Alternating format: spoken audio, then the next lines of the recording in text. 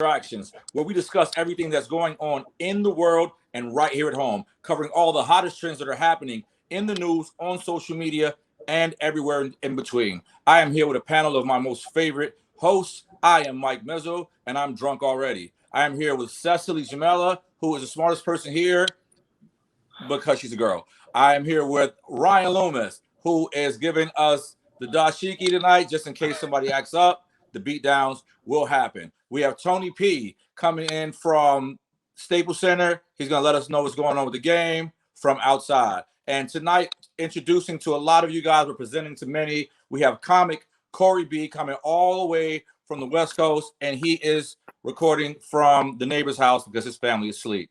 Thank you guys, and welcome to the newest episode of Social Distractions. It's been a week of hot topics, of breaking news, and a lot of things that we just could not even believe in. So we're just going to go ahead and jump right in there.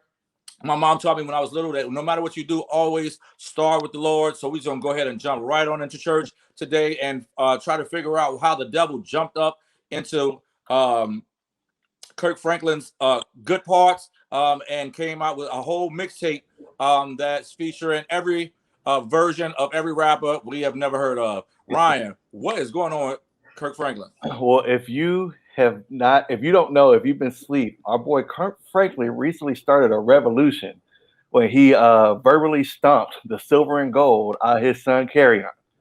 Okay, in a recording, he was heard telling his son, "I will break your neck, nigga." He didn't say it as nice as that though. So everyone knows about this.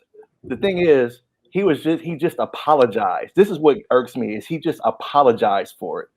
Like, I just can't. Like, I can't. I'm so mad at the apology. Like, no, like, keep that same energy. Like, we were here for it. We were here for. I will break your neck, nigga.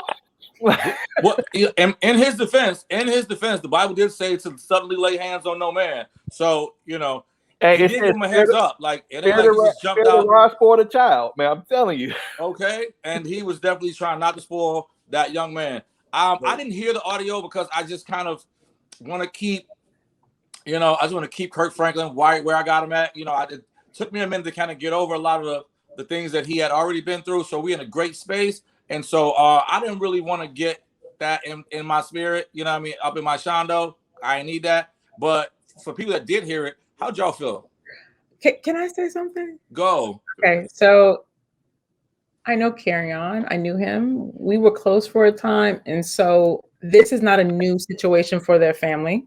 Okay. To say that. And this is something that I think that they need to work on. They need to work on it, I think, behind the scenes.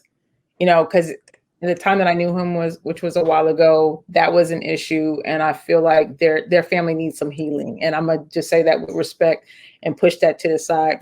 Now, as a parent of grown-ass kids. Say it. Say it. If I tell you I'm going to break your neck, I'm doing that shit. Yeah. If you did something worthy of, because right. I'm counting the days, the time, the gray hairs, all the moments that I have expended myself and put myself on the line for you. And at some point, even with your grown, at the some that you have done that got me to the point of where, look. Preacher. When I heard it, I heard my dad. You know what I mean? My dad was a pastor. So that was a whole moment. Because it's like, there's my dad on the podium and there's my dad at home. And I was like, I wish people could see this because this flies in the face of, but in the Black community, you can be both people and it still be okay. Right. Corey, I want to get your opinion on that, bro. Why do people feel like you have to be one or the other, in your opinion? Why do people feel like, oh, it's because they were like, oh my God, Kirk Franklin. And I'm like, baby, my grandmama beat us on the way home from church. Well, I think in Kirk's case, man, social media sometimes is just like this tough. I mean, a lot of it that I saw was like a lot of jokes. So like, yeah, he made a meme, but it was a lot of jokes. I mean, I think we all, especially our people, we like could relate. We was like, it came from his belly. Yeah. When he told him. Yeah. He said it, and then somebody was laughing in the background, like this ain't a game, Right. When people laughing and people talking about putting their foot up in you, you pretty much guilty. Right. If somebody laughing at me, so for me, but to answer your question, like I just feel as though, you know, it's a shocker. So the shock value of it, they want to see, and I think in a way it's kind of good though, because it shows you the whole point of being able to repent and to being able to say, hey, you know, I am man enough to be able to say, look, I was wrong, I handled that wrong, but he still has the same point. And so he never refrained from his point. So I think that was the main point. Like he didn't seem like he was apologetic for what he said, how he said it, because we all want to be the best version of ourselves.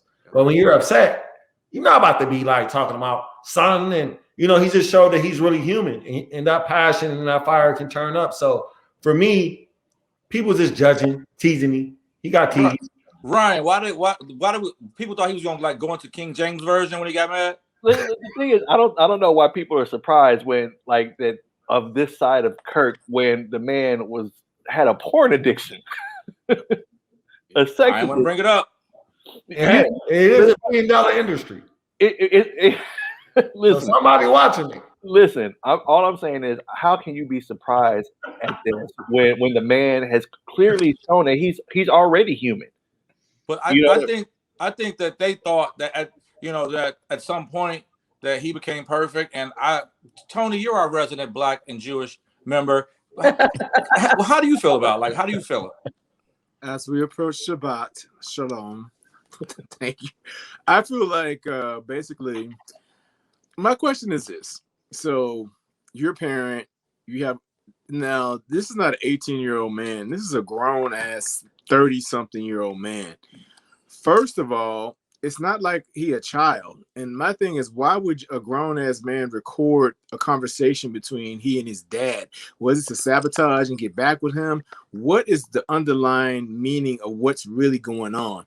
Because I'm sure that had we been privy to some more of the recording, we would have got to the nitty gritty of it. But since we didn't, we don't know. Something provoked him to do that. And, you know, for all we know, it's something that Kirk may be doing. It's something that the son may be doing. We don't know. We don't know what's going on in the household. But I figure for you to cuss a 31-year-old man out, that's your son, and unless you're taking care of him, I don't get it. Ryan. So apparently the conversation stemmed from a phone call with a therapist, a family therapist. They were all on the phone. His son said something disrespectful. Kirk reacted to it, but that's the only part that his son released, was the part of him saying, he's like, oh, you gonna break my neck? Oh, you gonna do what? Oh, and then hung up from the conversation. That's my problem, because even with my children, like if they go and tell someone about what I said, they're only gonna tell the part that's favorable. You know what I mean? They're not going to tell you what led me to the point of me saying something crazy or whatever. And that's the part that's clearly like unfair. Like share the whole recording, and then we know why he said that, and then we can decide for ourselves, since you brought it to the court of public opinion.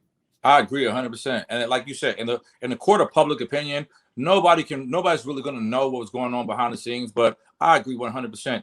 If I'm going clean off on a grown man over the phone with that much energy and tenacity, you said something that you ain't had no business saying, and you had that comment, and so I'm gonna say it with my chest.